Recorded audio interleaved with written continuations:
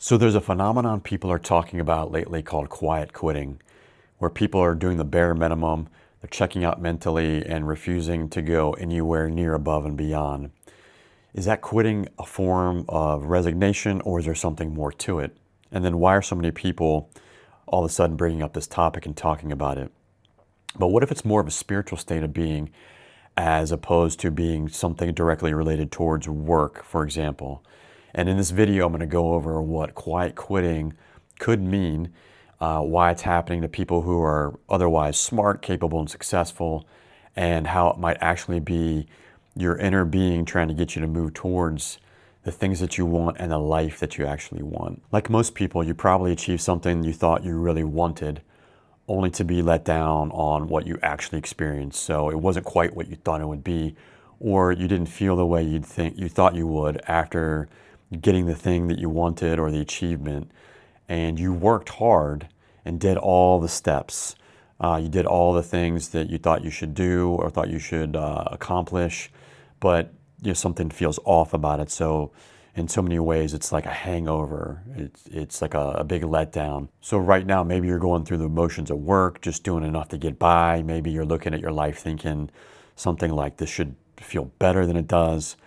And with as much as you're putting into your efforts, overall, you should be feeling more satisfaction. It's easy to think that when we're talking about quiet quitting, like this is a form of laziness or resignation, but when we get away from the doing and the efforting and the striving and the trying to find a result, what we're going to be left with is ultimately with what we want. So our desires, and underneath those desires or behind those desires is actually what we're feeling. And if we're going to get what we really want, we have to be able to deal with our feelings. So there's a client of mine I've been working with for a bit, super successful guy. This guy, multi-million dollar business, building it from the ground up, and everything you'd think of for being massively successful. The money, he's got the achievements. There's really nothing this guy can't do. I mean, this guy kicks ass with everything he does. But when we started, the main thing that he was struggling with was that his relationships were not doing well. They were, in so many ways, they're really falling apart. His marriage, not doing well. His relationship with his kids was strained. And he was completely confused on what to do because everything up to that point, he'd been successful and he was doing in his mind everything right. So being able to put his will and his wants into action, he'd been able to do those things, and now he's encountering something where he can't figure out how to make it better. But here's what he told me, and it went something like this: like, I've achieved everything I thought I wanted, but I don't even want to do this anymore. I don't have the drive, and I don't understand what's wrong because I've never felt this way before. And so I'm thinking, as I'm listening to him, like he's reaching his breaking point. Like this is like his moment of doing something, like figuring out what's going on that's wrong, and then having a choice whether he wants to do something different or stay the same. So he chooses to work on something different. And what we're finding is that he's being caught in a pattern of achieving and doing. And this is not uncommon for people, and especially men. He's caught in this pattern of achieving and doing, but at the cost of what matters most to him. When he's letting go of that pattern of achieving and doing, all the negative emotions and pain that he'd been suppressing or covering up by all his success and striving and achieving was what he was left with. And it's either like, hey, I double down on what I know how to do best, or I kind of give in and deal and face my feelings. Obviously, like doubling down, it's just going to make things worse, and it had for him. So what he was able to discover, and for most of us, we run a program, and it's subconscious, where we're doing what we think we should be doing with our lives based on what we're told we should do or what we have seen other people do. And we're doing that instead of actually living through the things that we really want.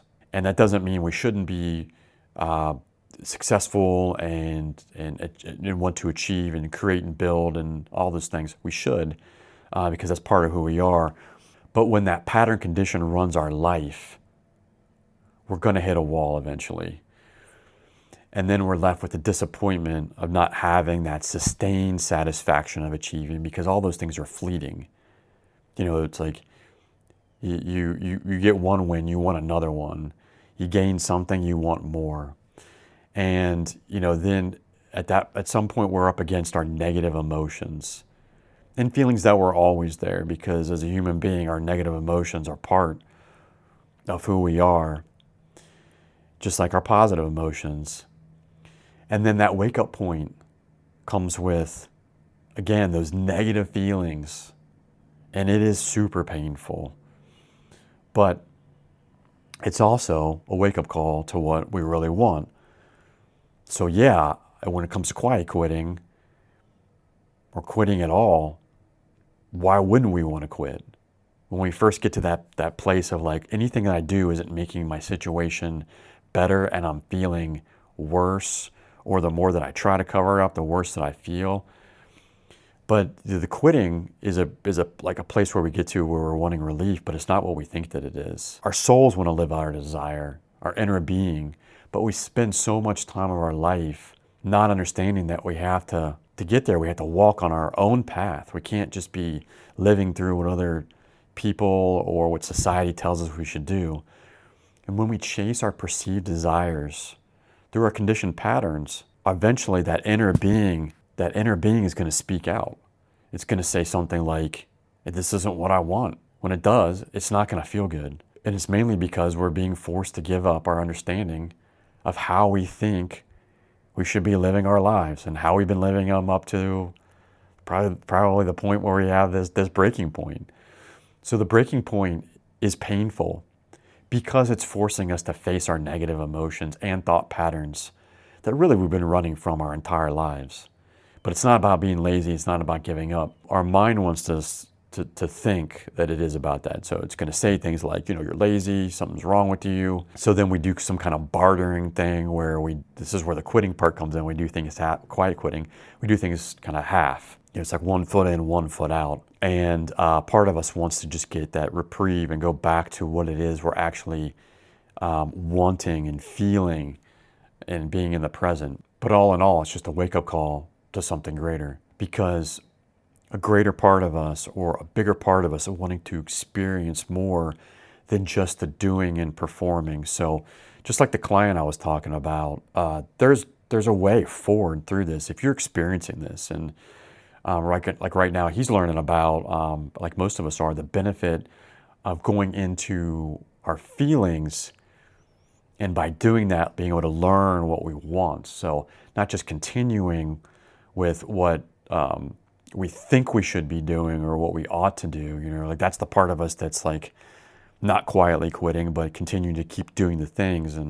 But when you learn to work with your feelings instead of constantly fighting them and trying to work, cover them up or ignore them, you can access what you want and really towards the peace that you've been seeking. And if any of this resonated with you, I created a free 5-day course that shows you more about what all this could look like. It's called The Function of Feelings.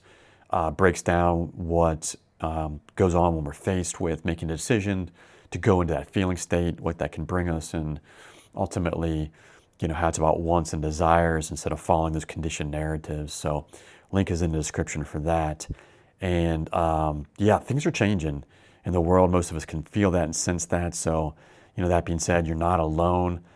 There is something that's happening underneath all of this kind of stagnation and confusion. And, today we're talking about quiet quitting. But hope you enjoyed the video today, and I'll see you in the next one.